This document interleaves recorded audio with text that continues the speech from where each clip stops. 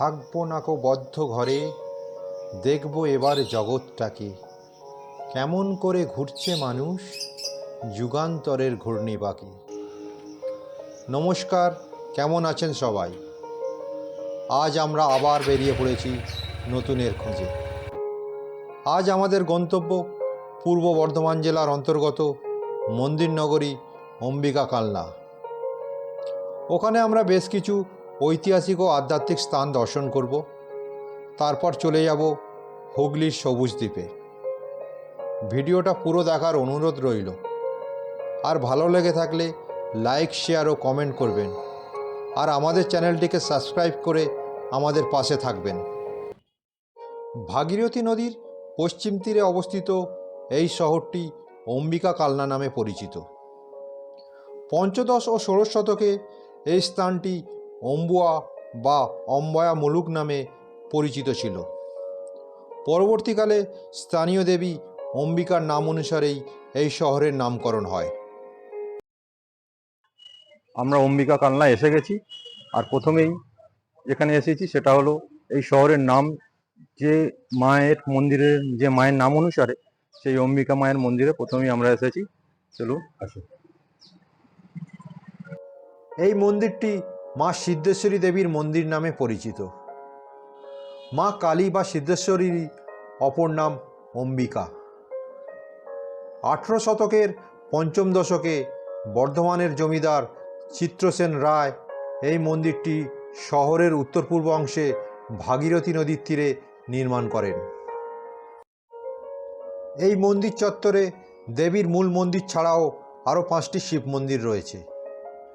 সারা বছর দেবীকে দর্শন করা গেলেও কোজাগরী পূর্ণিমার পরের কৃষ্ণ পঞ্চমী থেকে কৃষ্ণ ত্রয়োদশী পর্যন্ত দেবীকে দর্শন করা যায় না।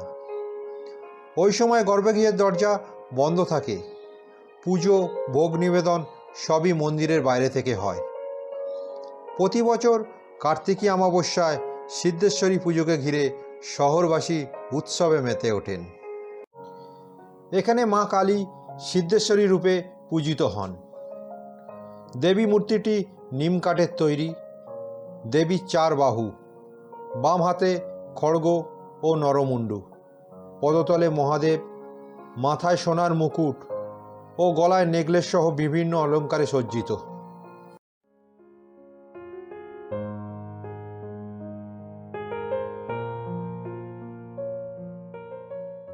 সিদ্ধেশ্বরী মন্দিরের ঠিক বিপরীতে রয়েছে ছোট মায়ের মন্দির।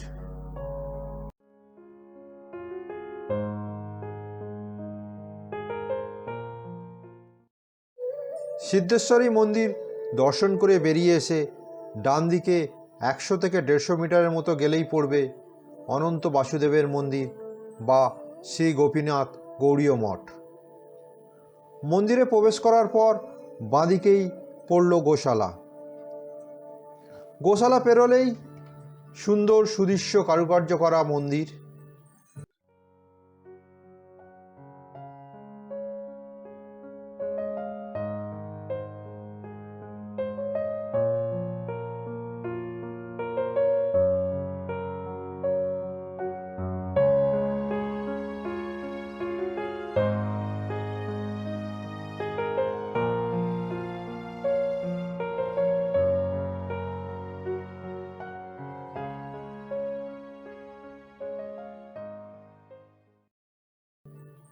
মন্দিরের গর্ভগৃহে শঙ্খচক্র গদা পদ্মধারী বিষ্ণু মূর্তি প্রতিষ্ঠিত।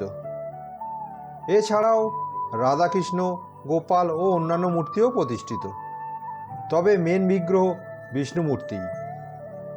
কোষ্ঠী পাথরে নির্মিত বিগ্রহটি দেখলে চোখ জুড়িয়ে যায়।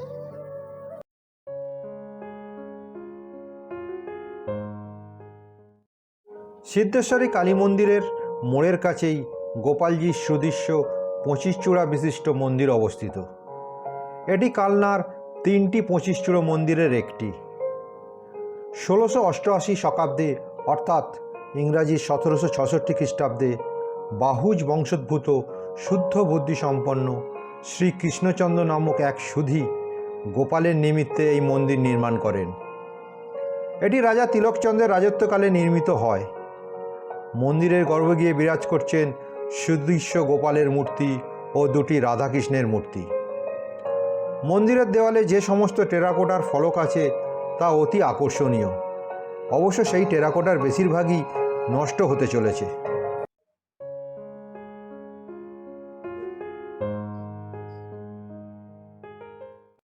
গোপালজির মন্দির দর্শন করে আমরা চলে এলাম কালনার মূল আকর্ষণ বিখ্যাত 108 শিব মন্দির বা নবকৈলাস মন্দিরে। এই মন্দিরটি 1731 শতাব্দে বা ইংরাজির 1809 খ্রিস্টাব্দে রাজা তেজচন্দ্র কর্তৃক প্রতিষ্ঠিত হয়। এই মন্দিরে 109টি শিব মন্দির রয়েছে, যার মধ্যে 108টি জ্যামিতিক বৃত্তে বিন্যস্ত এবং মন্দিরের দেওয়ালে রামায়ণ ও মহাভারতের পর্ব এবং শিকারের বহু দৃশ্য চিত্রিত রয়েছে।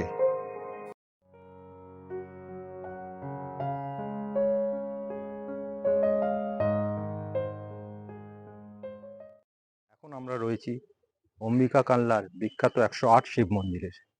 এই 108 শিব মন্দিরটা দুটো সমকেন্দ্রিক বৃত্তের দ্বারা গঠিত। বাইরের বৃত্তে রয়েছে 74টা শিব মন্দির, যার একটা শিব কৃষ্ণবর্ণের, অন্যটা শুভ্রবর্ণের। আর ভিতরের বৃত্তে রয়েছে 34টা শিব মন্দির, যার প্রত্যেকটাই শুভ্রবর্ণের শিবলিঙ্গ আছে।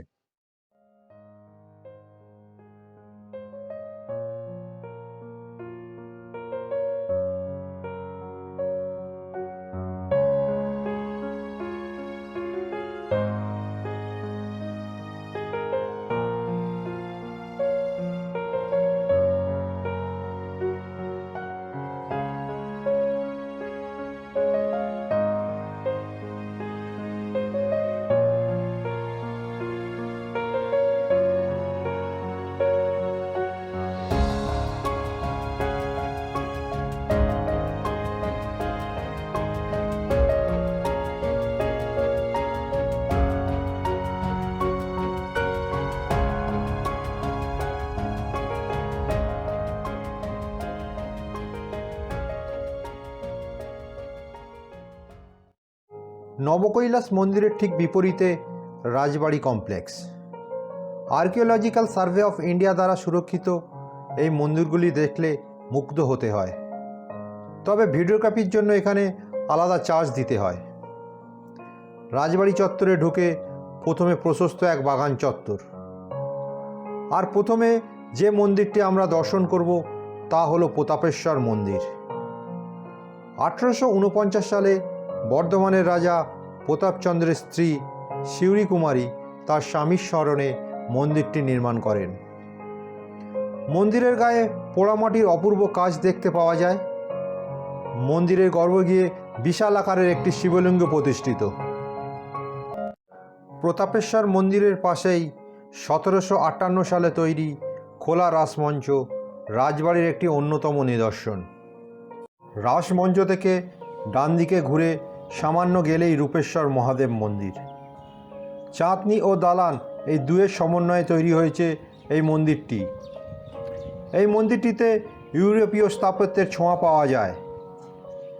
1761 সালে রানী রূপকুমারী দেবী এই মন্দিরটা প্রতিষ্ঠা করেন।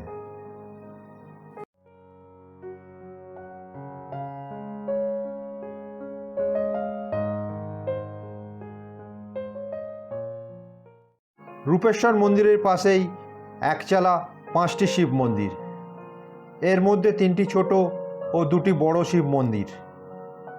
একত্রে এই মন্দিরগুলি পঞ্চরন্ধ্র মন্দির নামে পরিচিত। লালজি মন্দিরের প্রবেশের প্রথমেই দেখতে পাওয়া যাবে একটি পালকি। এই পালকিতে করেই লালজি মন্দির চত্বর প্রদক্ষিণ করতেন।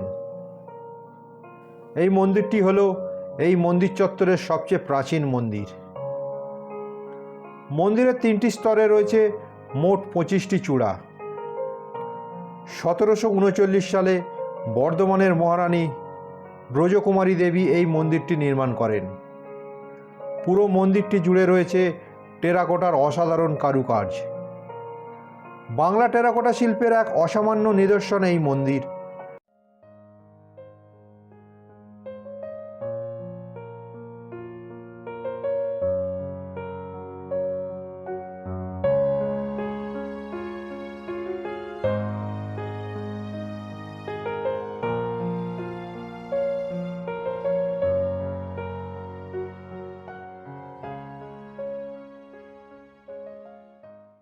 মন্দিরের সামনে রয়েছে একটি সুন্দর নাট মন্দির।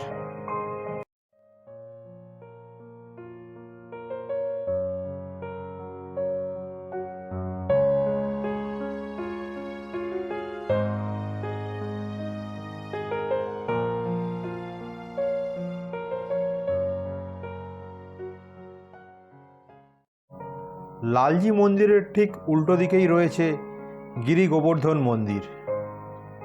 অন্য মন্দির থেকে এই মন্দিরের নির্মাণ কার্য সম্পূর্ণ আলাদা।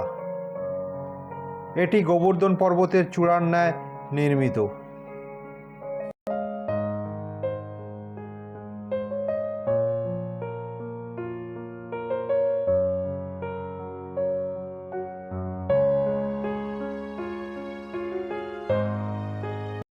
পঞ্চরত্ন শিব মন্দিরের পিছনের দিকে একটি ছোট্ট দরজা পেরিয়ে আমরা চলে আসি কৃষ্ণচন্দ্রজির মন্দিরে।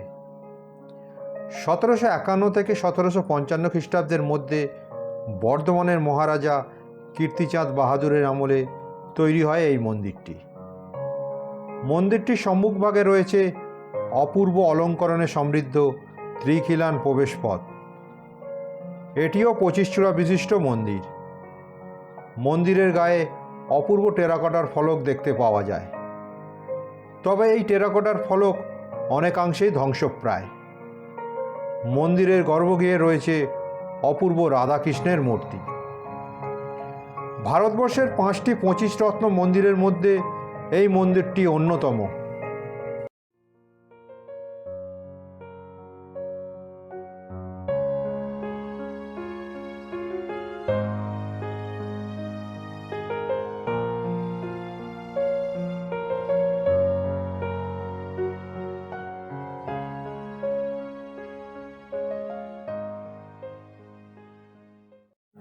কৃষ্ণচন্দ্রজি মন্দিরের ঠিক পিছনেই রয়েছে বিজয় বৈদ্যনাথ মন্দির। এটির সম্মুখভাগও ত্রিখিলান প্রবেশপথ বিশিষ্ট একটি দালান এবং তারপরেই মন্দিরের গর্ভগৃহ।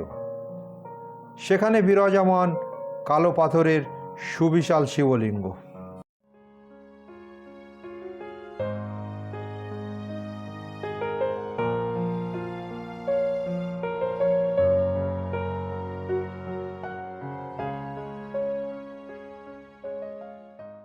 রাজবাড়ি কমপ্লেক্সের সমস্ত মন্দিরগুলো দর্শন করে আমরা চলে এলাম কালনার অতি পবিত্র স্থান মহাপ্রভুর বিশ্রামস্থলে। এখানে মহাপ্রভু নদিয়া থেকে গঙ্গা পেরিয়ে এসে এই তেঁতুল গাছটির নিচে বিশ্রাম করেছিলেন। স্থানটি অতি শান্ত, শীতল। বিশালাকার এই তেঁতুল গাছটির নিচে দাঁড়ালে মন প্রাণ জুড়িয়ে যায়, মানসিক শান্তি মেলে। এখানে মহাপ্রভুর নদিয়া থেকে আসা ও কালনায় তার লীলা কীর্তন স্থানটির পাঁচিলের গায়ে চিত্রিত আছে।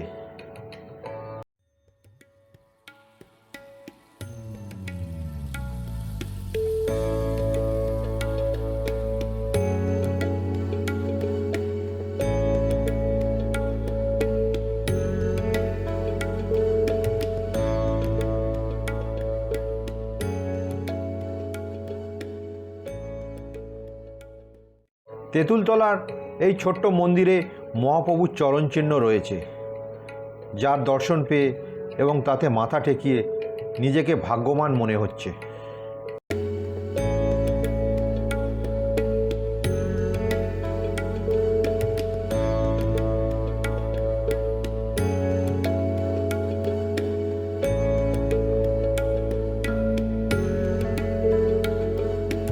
এখানে আমরা মন্দিরের এক সেবাইদের কাছ থেকে এই স্থানটির ইতিহাস শুনে নেব। বৃন্দাবন থেকে শান্তিপুর গিয়েছিলেন অদ্বৈত প্রভুর কাছে। ওইখান থেকে তার সঙ্গে কথাবার্তা করে গঙ্গা পার হয়ে এইখানে এসে প্রথম বিশ্রাম করেন। এখানে এসে বিশ্রাম করে সামনে আছে গৌরীদাস পণ্ডিত, সামনে আছে ভগবান দাস বাবাজি, সামনে আছে আরেকজন। এনাদের সঙ্গে এখানে বসে প্রথম ওনাদের লীলা হয়। এই লীলার পরে উনি যান ওই মহাপ্রভু মন্দিরে, সেইখানে উনি 26 দিন না 23 দিন বসবাস করেন। এবং সেখান থেকে ওইটা হলো গৌরীদাস শ্রীপাঠ। গৌরীদাস ওনাকে ছাড়ছেন না। গৌরীদাস না ছাড়ায় উনি বলছে এরম করে বায়না করলে তো হবে না, বলছে আমি কিছু জানি না, যদি আমার মৃত্যুবরণ করতে হয় তবু করবো, কিন্তু প্রভু তোমাকে আমি ছাড়বো না। তখন নবদ্বীপের সতী মাতাকে ডাকেন এবং এখানে জাহ্নবা বসুধা আছেন, নিত্যানন্দ প্রভুর বউ, ওই যে শ্বশুর বাড়ি ওনার, ওই সাদা বিল্ডিংটা নিত্যানন্দ প্রভুর শ্বশুর বাড়ি, ওইখানে বিবাহ বাসর আছে কুলতলায়। এইগুলো করার পরে তারপরে যশোদা মান ওনাকে বহুত রিকোয়েস্ট করার পরে উনি তখন বলেছেন, তাহলে আমি দরজা সবসময় খোলা রাখবো না, আমি দর্শন দেব এবং বন্ধ করে দেবো, দর্শন দেব বন্ধ করে দেবো। এইটাই হলো এখানকার কথা। ঠিক আছে, ধন্যবাদ আপনাকে। মহাপ্রভুর বিশ্রামস্থল দর্শন করে খানিকটা এগিয়েই আমরা এসে পৌঁছলাম গৌরীদাস প্রভুর বাড়ি, যা ঝলক দর্শন মন্দির নামে পরিচিত। আর এই গৌরীদাস প্রভুর বাড়িতেই মহাপ্রভু কিছুদিন বসবাস করেন। গৌরীদাস তো কিছুতেই মহাপ্রভুকে যেতে দিতে চান না। তখন প্রভু বলেন, ঠিক আছে তিনি থাকবেন, কিন্তু সবসময় দর্শন দেবেন না, যখন দেখার ইচ্ছে হবে তখনই উনি দরজা খুলে দর্শন দেবেন, বাকি সময় ওনার দরজা বন্ধ থাকবে। এখনও ভক্তগণ যখন তার দরজার সামনে দাঁড়ায় তখন দরজা খুলে এক ঝলকের জন্য দর্শন দিয়েই দরজা বন্ধ হয়ে যায়। মন্দিরের ভিডিও করা কঠোরভাবে নিষিদ্ধ, তাই আপনাদের ভিতরের দর্শন করাতে পারলাম না। ঝলক দর্শনের পর আমরা চলে এলাম নিত্যানন্দ মহাপ্রভু, যাকে আমরা নিতাই নামে জানি, তার শ্বশুরবাড়ি ও বিবাহস্থলে।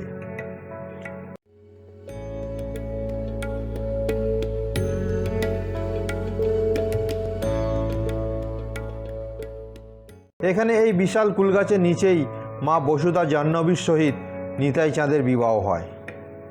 এই স্থানে নিত্যানন্দ প্রভুর পদচিহ্ন আছে। জায়গাটি অতি শান্ত নিরিবিলি, আর এত বড় কুলগাছ যা 500 বছরেরও বেশি পুরনো।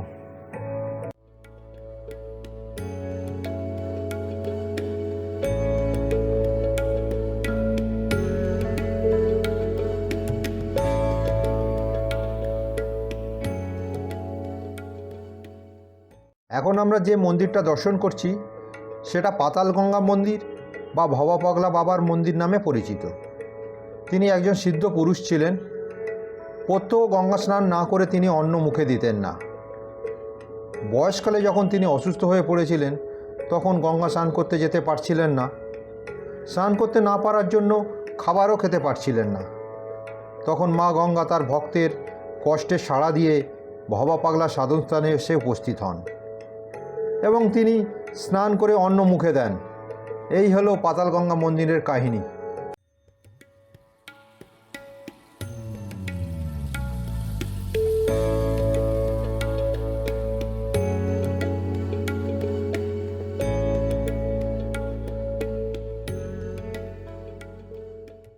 অম্বিকা কালনা আসলে মিষ্টি খেতে ভুলবেন না। এখানে মিষ্টি খুবই বিখ্যাত। আর অম্বিকা কালনা আসতে গেলে ভোর ভোর বেরিয়ে পড়ুন। হাওড়া স্টেশন থেকে কাটোয়া লোকাল ধরে চলে আসুন অম্বিকা কালনায়। তারপর সব জায়গাগুলি ঘুরে দেখার জন্য একটি টোটো বুক করে নিন। আর গাড়িতে আসলে দিল্লি রোড ধরে মগরা ফ্লাইওভার পার করে কাটোয়া রোড ধরে নিন। মগরা ফ্লাইওভার থেকে অম্বিকা কালনার দূরত্ব 42 কিলোমিটার। অম্বিকা কালনার সব মন্দিরগুলো দর্শন করে একটু স্বাদ বদলের জন্য এখন আমরা চলেছি হুগলি জেলার অন্যতম ট্যুরিস্ট স্পট বা পিকনিক স্পট সবুজদ্বীপে। সারাদিন সূর্যের চোখ রাঙানির পর এখন আকাশে কালো মেঘ দেখে মনটা আনন্দিত হলেও একটা সংশয় মনে দেখা দিল, যদি বৃষ্টি হয় তাহলে সবুজদ্বীপে নৌকা পাবো তো? তাই দোমনা নিয়েই এগিয়ে চললাম। আমরা সবুজদ্বীপ ফেরিঘাট থেকে একটা নৌকো ভাড়া করে নিয়ে গঙ্গার শাখা নদী বেহুলা নদী ধরে গঙ্গার শীতল বাতাস ও নির্জনতাকে উপভোগ করতে করতে এগিয়ে চললাম।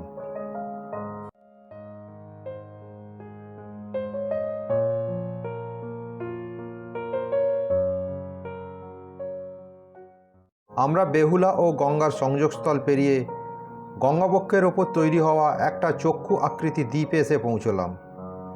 এই দ্বীপটি সবুজদ্বীপ নামে পরিচিত।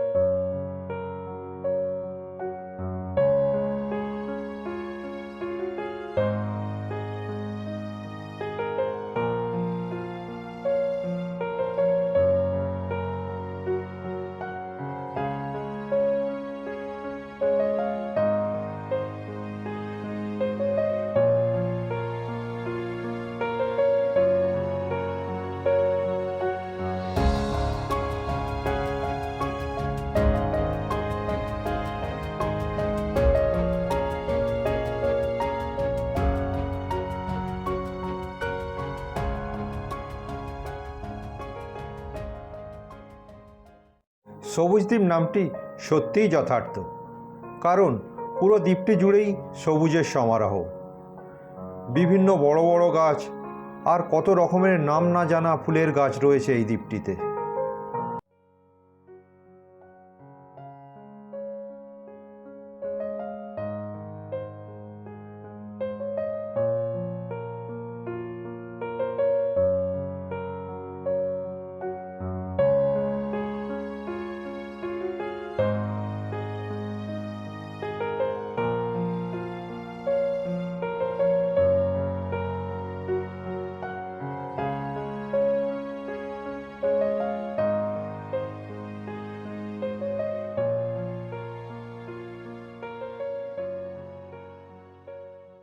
আর দ্বীপের এই গাছগুলিই হলো পাখিদের আঁতুড় ঘর।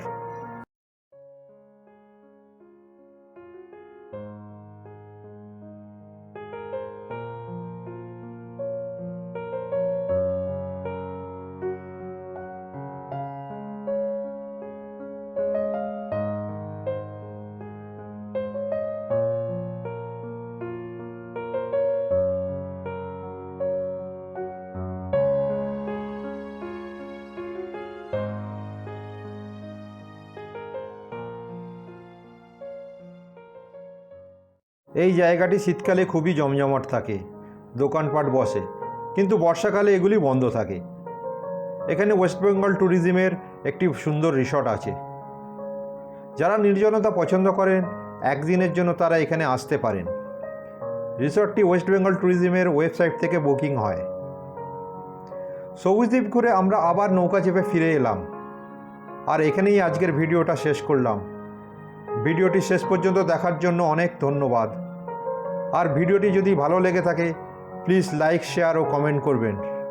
আর হ্যাঁ, আমাদের চ্যানেলটিকে সাবস্ক্রাইব করতে ভুলবেন না।